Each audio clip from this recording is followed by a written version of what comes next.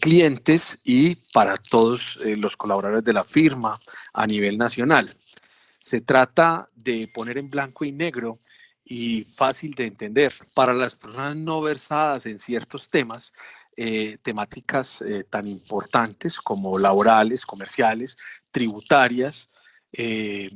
incluso las que tienen que ver con derecho administrativo, tan importantes para algunos sectores, asimismo las contables. Por eso iniciamos este ciclo de conferencias que vamos a mantener durante todo el tiempo de vigencia del aislamiento social y se trata de prestar un servicio de capacitación que va a permitirle a todas las personas pues conocer un poco más estas normas y tomar decisiones acertadas. Estos videos van a quedar grabados y son accesibles nuevamente en la página web de RSM Colombia y con ese acceso a esa página web pueden consultar cada vez que quieran estos videos. Como se trata de una inclusión social y se trata de un servicio social de RCM, también se podrán compartir por WhatsApp, por redes sociales y se va a montar inclusive en YouTube. Esto no se trata de nada escondido para ninguna persona, sino que se trata de prestar un servicio a los empresarios y a los empleados y a todas las personas de las diferentes compañías del país. Luego, si a bien tienen contratarnos para que colaboremos con ellos, pues allí estaremos. Les repito entonces, muchas gracias. Hoy nos acompañará el doctor Sebastián Betancourt con las estrategias jurídicas y laborales necesarias para enfrentar la pandemia del COVID-19. Y también nos acompañará el doctor Camilo Franco en todos los asuntos comerciales que tienen que ver con las asambleas y las reuniones. Recuerden, estas son personas que trabajan en nuestros equipos de RCM, son personas con alto grado de conocimiento en estas materias, gerentes de las diferentes líneas en las que nos van a presentar los diferentes recursos. Que pasen una feliz noche y que Dios los siga bendiciendo. Doctor Sebastián, bien pueda.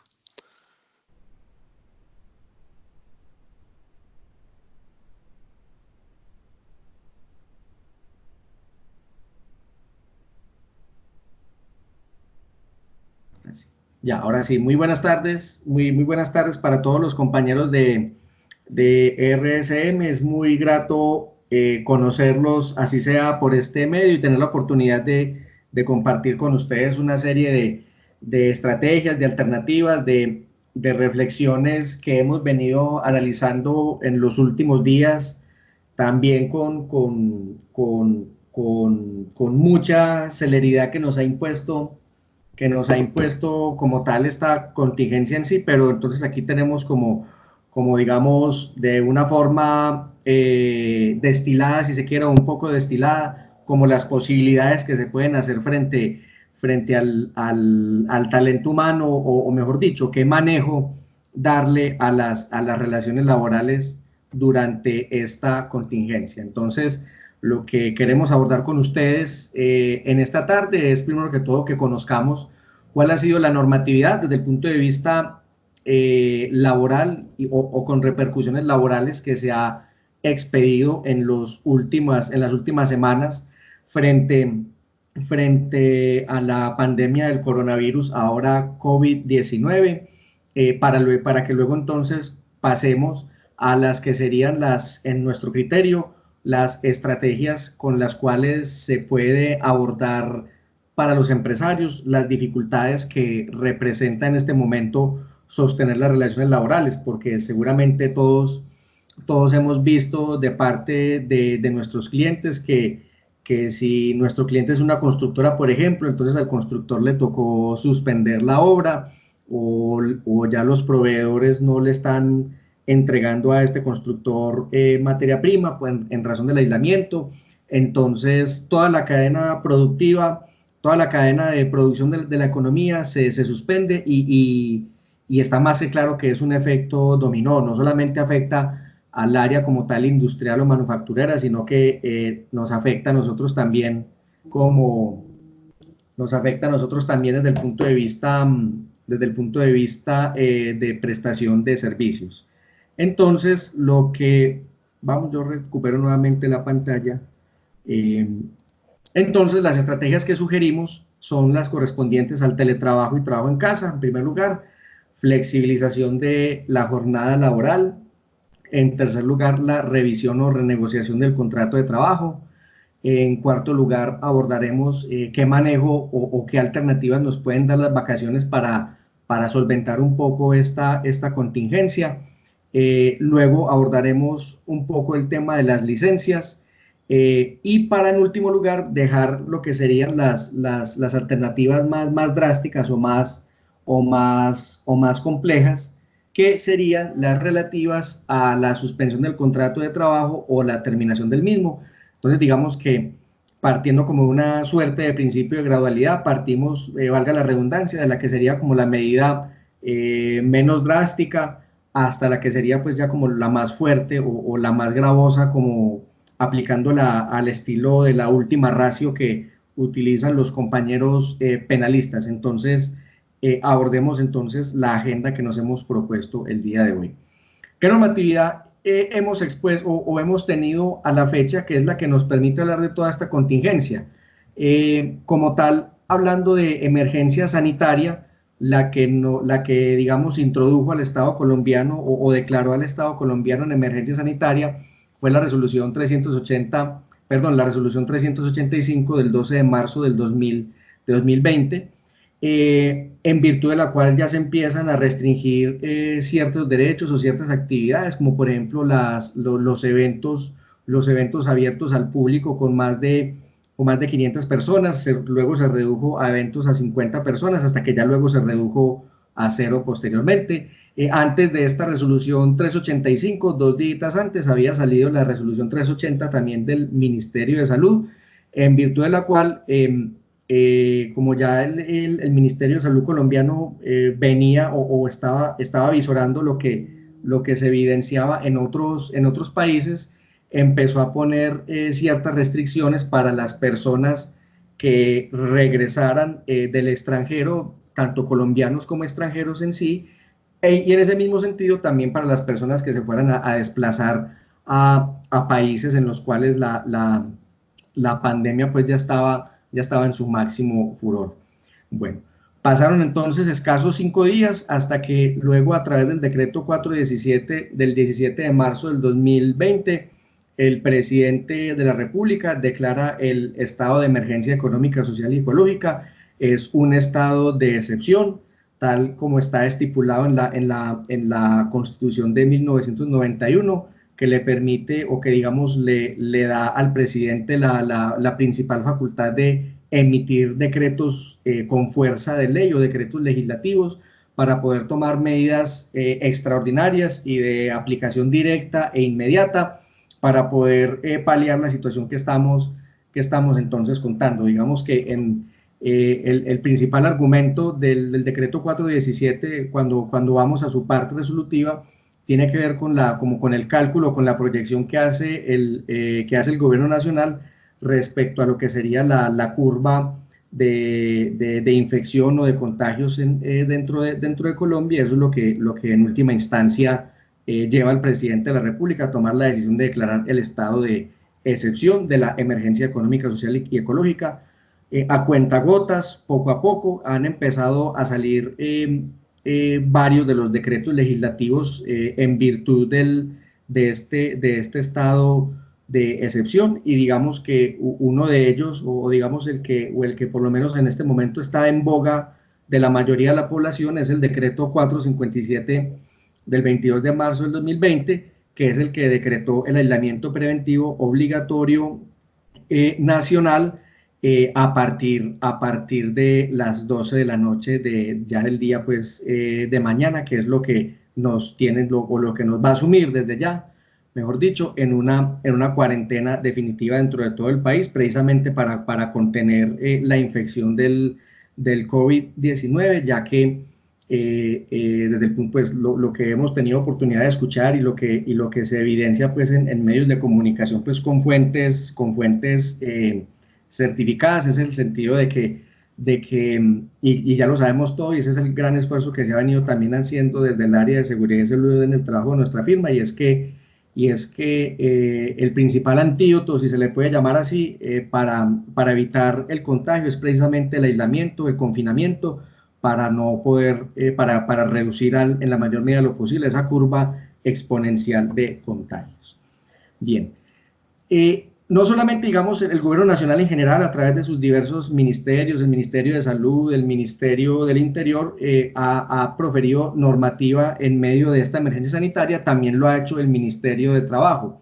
Inclusive, por allá el 24 de febrero del 2020, el Ministerio del Trabajo pues profiere la circular número 17, que es donde hay unos lineamientos todavía muy básicos, muy generales, muy abstractos para la prevención del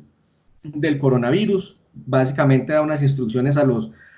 empleadores, a las EPS y a las ARL para que tomen medidas de contención, de prevención y de promoción para evitar que la infección de este consabido virus se esparciera mucho más. Ya digamos, posteriormente, el 17 de marzo del 2020, con la circular 21, ya el Ministerio de Trabajo da unas pautas un poco más concretas,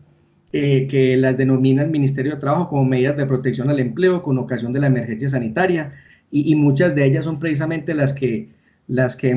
mencionábamos ahorita en nuestra agenda, como por ejemplo el tema del teletrabajo, trabajo en casa, el tema de la flexibilización de las jornadas, el tema,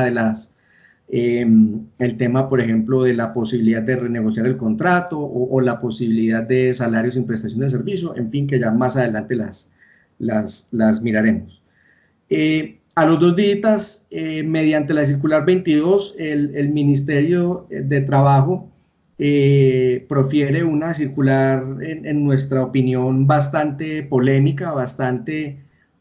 cuestionable, porque por vía de un acto administrativo como lo es una circular, ni siquiera bajo un decreto reglamentario de alguna norma laboral específico, el Ministerio del Trabajo se inventa una figura de la fiscalización laboral rigurosa, pues aplicando pues el beneficio de inventario, pues uno pudiera decir que en el mejor de los casos pues podría tener meramente una finalidad de estricta naturaleza persuasiva o disuasiva, pues como para que los empleadores lo piensen muy bien antes de tomar cualquier decisión, pero en estricto sentido, ni en normas anteriores, como por ejemplo el manual del inspector del trabajo, ni en otras normatividades, pues ya como tal, típicamente de procedimiento administrativo, pues esta figura para nada existe, pues está recién desempacada. Esperemos a ver y que la lengua nos castigue, en el sentido de que esto no se preste, esta mal llamada fiscalización laboral rigurosa, no se preste para que el ministerio cometa atropellos en contra de las empresas por tratar de defender per se los derechos de los trabajadores, que por supuesto en este momento ameritan la mayor garantía y la mayor vigilancia por parte del Estado, pero tampoco se puede hacer esa importantísima labor desconociendo la otra cara de la relación laboral, que es el empleador. En vista de que los comentarios o las críticas no se hicieron esperar en muchos grupos, sobre todo a nivel de WhatsApp de abogados laboralistas del país, sobre todo por redes sociales, porque digamos que el ministro del Trabajo actual es muy dado a proferir actos administrativos vía Twitter. El Ministerio de Trabajo profirió la resolución 803 del 19 de marzo del 2020, con la cual, si se quiere, entre comillas, trató de matizar un poco esa figura de la fiscalización laboral rigurosa, básicamente limitándola, primero que todo, a crear o a establecer una unidad especial de investigaciones especiales, valga la redundancia, para investigar las solicitudes de despidos colectivos y suspensiones de contrato de trabajo cuando ello sea procedente, porque luego vamos a ver o vamos a comprender el porqué, para, digamos, las alternativas que proponemos acá de suspensión del contrato de trabajo en estricto sentido de legalidad.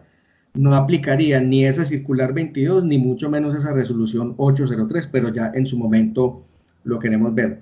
Digamos que lo que queremos significar con esto es que el ministerio se ha apresurado a sacar varias circulares, seguramente vendrán muchas más en camino, pero consideramos pues muy respetuosamente que varias de esas circulares, al menos la 22, y que fue, entre comillas, más o menos medio desarrollada por la resolución 803, atentan contra normas expresas que trae el Código Sustantivo del Trabajo en desmedro de los intereses del empleador, muy a pesar pues de lo loable que sea también proteger al trabajador, pero siempre pues tendría que haber una imparcialidad por parte del Ministerio de Trabajo, y desafortunadamente si le damos una lectura tanto a la circular 22 como a la resolución 803, desafortunadamente pues vamos a encontrar que hay un sesgo en contra del empleador, en la medida en que prácticamente, de acuerdo a lo descrito por el mismo Ministerio de Trabajo, el Ministerio del Trabajo, sobre todo a través de esa unidad especial de investigaciones, partiría casi que de la mala fe del empleador cuando empiece pues a adelantar este tipo de investigaciones. Entonces, estimados, ese es el panorama normativo que tenemos hasta ahorita, martes 24 de marzo a las 5:52 de la tarde. Como decíamos ahorita en un inicio, todos los días estamos siendo bombardeados con nuevas noticias. Qué pena, de pronto hay paneles por allá con los abiertos y nos ayuda para cerrar.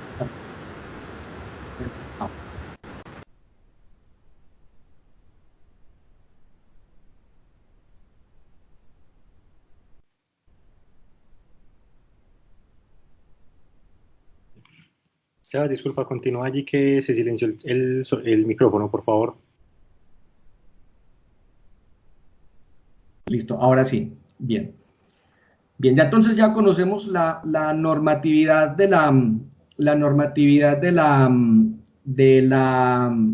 o que ha, digamos, ha proferido el Gobierno Nacional y puntualmente el Ministerio de Trabajo para la realidad laboral. Vamos entonces a mirar a partir inclusive sobre todo de la circular 21 del Ministerio del Trabajo, qué alternativas hay para entonces darle un manejo razonable, respetuoso de las garantías laborales, pero también respetuoso de los intereses del empleador en medio pues de esta delicada contingencia en la que estamos. Y la primera de ellas es la que tiene que ver, o es la relacionada con la figura del teletrabajo y el trabajo en casa. Lo primero que se nos advierte es que se trata de una medida temporal. La finalidad es que ya sea tanto el teletrabajo como el trabajo en casa, pues bajo condiciones normales como la veníamos hasta hace un par de meses, si se quiere. No es que sean la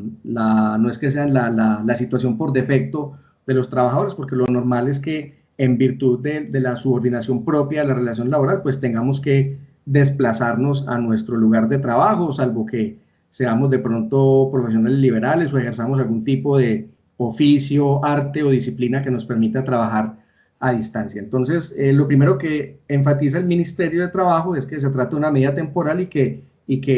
lo ideal es que el teletrabajo o el trabajo en casa siempre sea una situación excepcional. Segundo lugar, muchachos, tenemos que tener en cuenta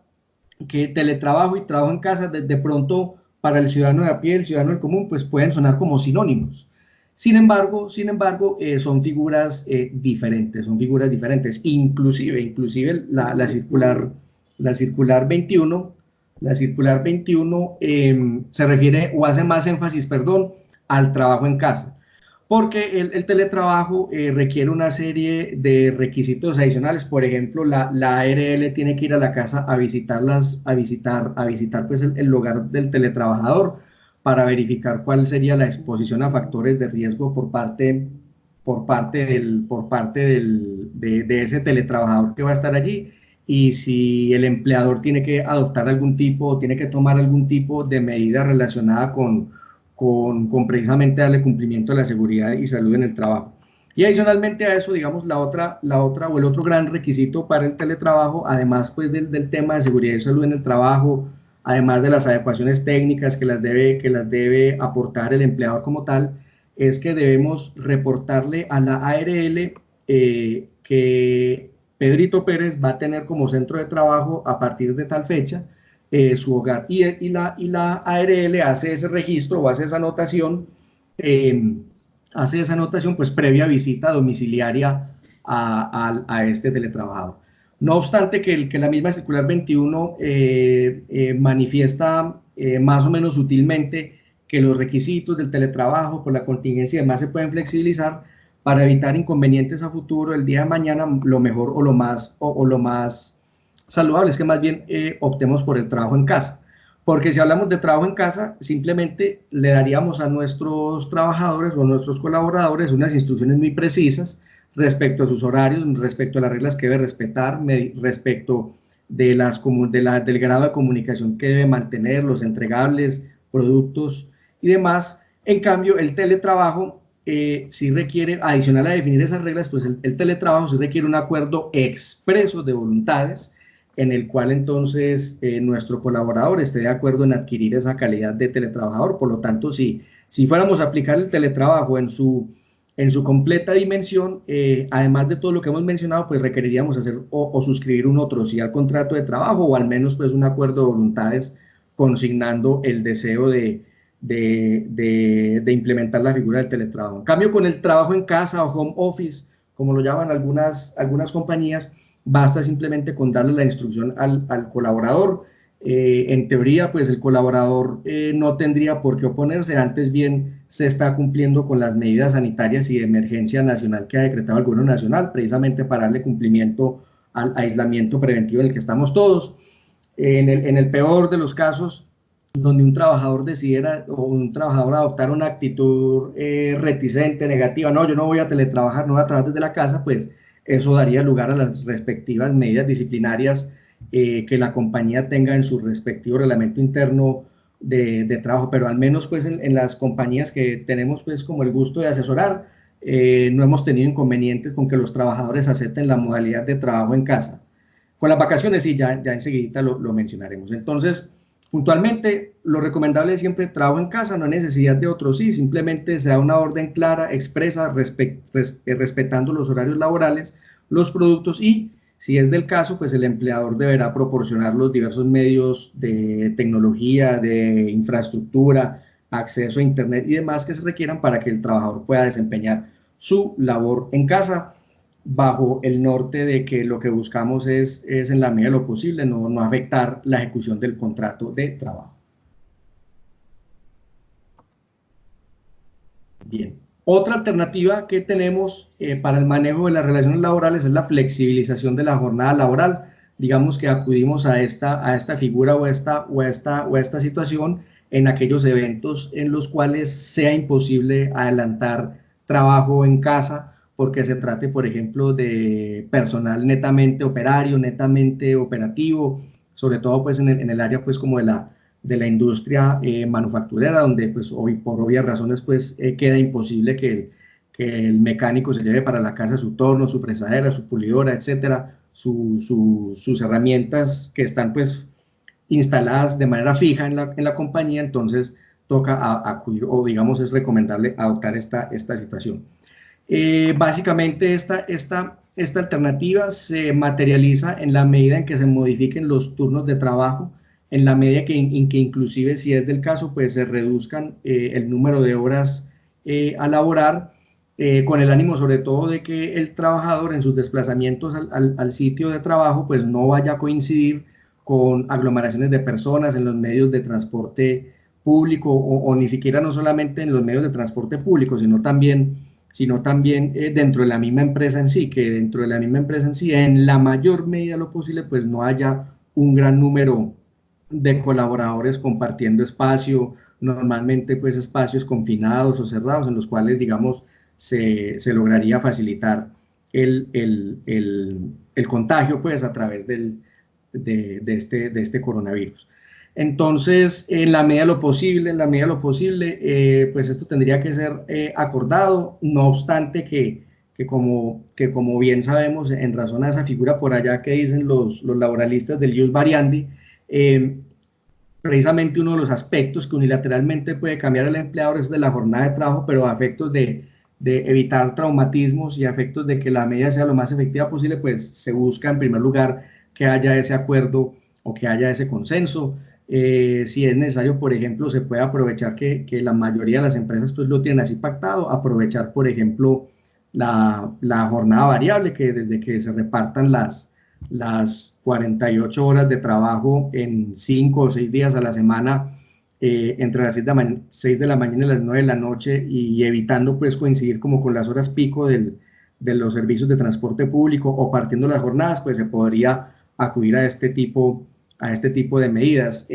Sin embargo, debemos hacer la claridad, pues como ya sabemos que estamos bajo la vigencia de este aislamiento preventivo obligatorio de carácter nacional, pues solamente podrían, digamos, hacer parte de este tipo o acogerse a esta estrategia o alternativa las empresas que, tanto desde el decreto 457, ya el decreto pues, del presidente de la República, como ya los posteriores decretos ya particulares, regionales, permitan entonces el desarrollo de estas actividades, aunque por lo menos en el caso de Antioquia, con el último par de decretos que ha sacado la gobernación del departamento en las últimas horas, prácticamente no hay cabida a actividades diferentes más allá de las actividades de salud, por ejemplo, de producción de alimentos, de transporte relacionados con la producción de alimentos o con los equipos de salud, para los equipos de vigilancia, los domiciliarios y demás. Entonces en realidad está bastante reducido el foco de las empresas o actividades económicas que en medio pues, de esta contingencia aún pueden laborar. Pero entonces quienes estén dentro de esas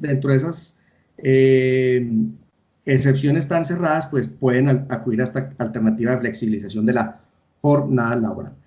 Bien, y muy de la mano de lo que conversábamos hace un par de segundos, frente a que ese cambio de la jornada, en la medida de lo posible, pues debe ser consensuado de mutuo acuerdo. En ese mismo orden de ideas, se puede acudir a la revisión del contrato de trabajo, pero tenemos un obstáculo muy grande, y es el que tiene que ver con que para que haya la posibilidad de revisar el contrato de trabajo tiene que haber acuerdo de las partes. Ya sería un tema de negociación, de comunicación asertiva, para que un trabajador pudiera estar de acuerdo en que, por ejemplo, se le reduzca su salario a la mitad con razón de las circunstancias que estamos hablando. Otra alternativa, que es, digamos, la que está siendo como la más socorrida en estos momentos para las empresas cuando no sea posible el tema del teletrabajo, pues es el de las vacaciones. Perfectamente las empresas pueden proceder a sacar a vacaciones a todo su personal, o independientemente de que tengan periodos acumulados ya causados sin disfrute, o inclusive, de no ser así, si es un trabajador que recién ingresó, pues también se le pueden anticipar sus vacaciones. Estas vacaciones deben ser pagadas.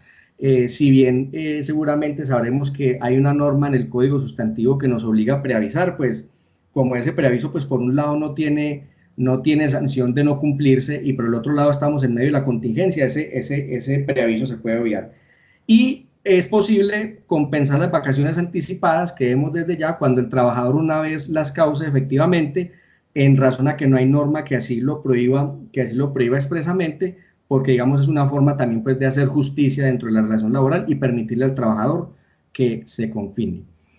Respecto a las licencias, estimados, pues las licencias, hemos visto que algunas empresas optan por, digamos, entregarle el formato de la comunicación al trabajador para que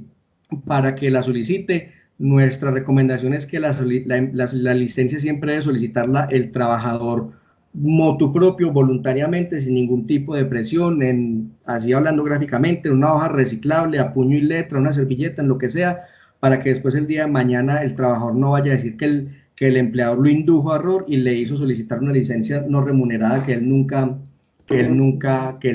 solicitó. Bien. Llegamos entonces a la que sería una de las circunstancias como más gravosas que tenemos en este momento, y es lo relativo a la suspensión del contrato de trabajo. Esas causales de suspensión del contrato de trabajo las encontramos en el artículo 51 del Código Sustantivo del Trabajo. Básicamente, en este momento, la que consideramos es la más viable es la causal de la fuerza mayor o caso fortuito, que está en el numeral primero de ese artículo 51. Esta causal no requiere permiso del Ministerio del Trabajo previo para su perfección. Es decir, se trata de un acto unilateral por parte del empleador, en el cual se le informa a su trabajador que se suspende el contrato de trabajo con ocasión a que la contingencia actual impide de manera imprevisible e irresistible la ejecución del contrato de trabajo. Acudimos sobre todo a esta figura en el evento de que no sea posible acudir a la figura del teletrabajo, del trabajo en casa, y cuando sea realmente imposible, y más ahora con la medida del aislamiento, ejecutar el contrato de trabajo. Si el trabajador se opone, pues como mencionábamos, es una figura de naturaleza unilateral, no se requiere el consenso del trabajador. Frente a las resoluciones o normativas que ha sacado el Ministerio del Trabajo, hay mucha confusión en los medios, porque se está confundiendo la causal primera de la fuerza mayor con la causal tercera, que es la que tiene que ver con que el empleador, por causas imputables a él mismo, tiene que cerrar su empresa por circunstancias financieras, económicas, productivas o lo que sea. La fuerza mayor es una situación totalmente distinta, y en eso tenemos que ser muy claros con nuestros clientes, en el sentido de que la fuerza mayor no puede ser imputable al empleador para que nos sirva como causal de suspensión. En cambio, la causal tercera, que es a lo que se refiere esa fiscalización laboral rigurosa, sí requiere que esas causas sean imputables al empleador. Entonces, bajo estas condiciones, consideramos nosotros que es perfectamente válido, que es perfectamente plausible hablar de suspensión del contrato de trabajo bajo esas características bien particulares, y teniendo en cuenta pues que cada caso es diferente, pero desde que lo que impida la prestación del servicio al trabajador sea precisamente esta fuerza mayor, esta contingencia del coronavirus, por razones no imputables al empleador, es que podemos entonces proceder con la suspensión del contrato. Y por último, para ir finalizando por el lado nuestro, ¿qué ocurre con la terminación del contrato de trabajo? ¿Se pueden terminar contratos de trabajo en este momento? Sí, se pueden terminar contratos de trabajo en este momento. La ley perfectamente nos cobija. Eso sí, hay que tener claro que la pandemia como tal del coronavirus por sí solo no es una justa causa de despido. Lo que sí puedo hacer es aplicar las demás justas causas legales o reglamentarias que tengamos estipuladas, inclusive aunque sea una desafortunada coincidencia, inclusive podemos despedir personas invocando el periodo de prueba del contrato de trabajo. Igualmente es posible despedir sin justa causa a trabajadores en este momento, y que es otra alternativa que están acudiendo, a la cual están acudiendo las empresas, porque les puede resultar más económico. Si vamos a despedir sin justa causa, pues tenemos que hacer un ejercicio bien juicioso desde seguridad y salud en el trabajo, de verificar que el trabajador no tenga ninguna condición de estabilidad laboral reforzada, no tenga restricciones laborales vigentes, tratamientos pendientes, no sea una persona discapacitada, y sobre todo no incurrir en despidos colectivos. Si en un lapso de 6 meses nosotros incurrimos en un despido colectivo, es decir, que dependiendo del número de trabajadores despedimos algunos de los porcentajes que mencionamos acá en esta tablita, que es de la ley 50 del 90, del artículo 67, ahí sí el ministerio nos va a sancionar y nos va a investigar, y con toda seguridad nos va a sancionar. Pero para que le digamos a nuestros clientes que perfectamente pueden ejercer su poder disciplinario, pueden ejercer perfectamente su facultad de dar por terminado el contrato unilateralmente, con o sin justa causa, verificando adecuadamente lo relativo a la estabilidad laboral reforzada. De esta manera, estimados, pues terminamos pues como con la charlita que les quería dar. No sé si de pronto habrá algún tipo de espacio para preguntas. Estamos entonces atentos a resolver las inquietudes que puedan surgir. Sebastián, por aquí hay 2 personas que hacen 2 preguntas. Si puedes revisar, porfa, el chat, que allí están las 2 preguntas. Miremos el chat, ¿qué dice el chat? Bien, una pregunta en cuanto a las vacaciones, en las compensaciones de las vacaciones, cuando se han dado de manera anticipada, ¿cómo se procedería? Cuando el colaborador, esta pregunta nos la hace Alejandro Zapata, cuando el colaborador cause las vacaciones, en ese momento se le informa al trabajador que como en vista de la contingencia del coronavirus, a él se le adelantaron las vacaciones, entonces se entiende que ya hizo disfrute o goce de las mismas. ¿Cuál de pronto sería el inconveniente? Que el trabajador se retire o se le termine el contrato de trabajo antes de que las cause. Pues digamos que en ese sentido pues no habría forma de que la empresa recupere como esa plática de las vacaciones, pero por lo menos se cumplió en el sentido de que se le aseguró al trabajador el confinamiento. Por aquí Andrés nos hace otra pregunta. A ver si deja ver esto. ¿Cuál es el fundamento normativo sobre el que no se requiere autorización por parte del Ministerio de Trabajo para proceder con el numeral primero de la suspensión del contrato de trabajo? Es la misma ley 50 del 90, en el artículo 67 que mencionábamos ahorita. en tanto que para la causal tercera, la norma sí habla expresamente de solicitar autorización previa. En cambio, para el numeral primero, la misma norma, ese artículo 67, habla expresamente que basta con notificar al Ministerio del Trabajo. Notificar es simplemente informarle, y como en este momento el Ministerio del Trabajo está cerrado, esa notificación se hace por vía de correo electrónico.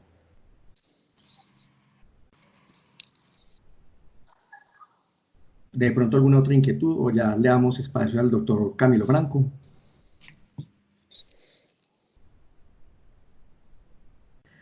Para confirmar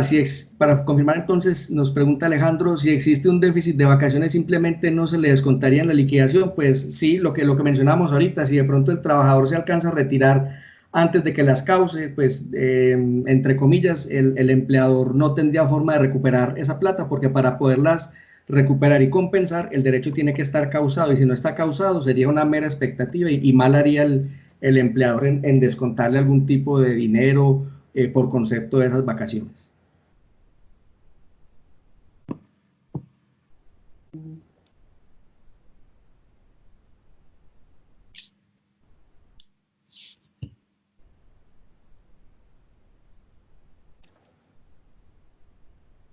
¿Alguna otra pregunta, alguna otra inquietud de pronto allí?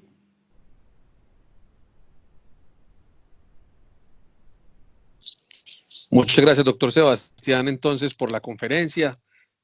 Daríamos paso, entonces, a la conferencia del doctor Camilo Franco. Gracias, doctor Sebastián. Cualquier inquietud que tengan, en la misma presentación del doctor Sebastián están los respectivos teléfonos. No obstante, pueden llamar a cualquiera de las oficinas en cualquiera de las ciudades del país y lo comunicarán con la persona encargada de ayudarles con cualquier asunto laboral que tengan pendiente.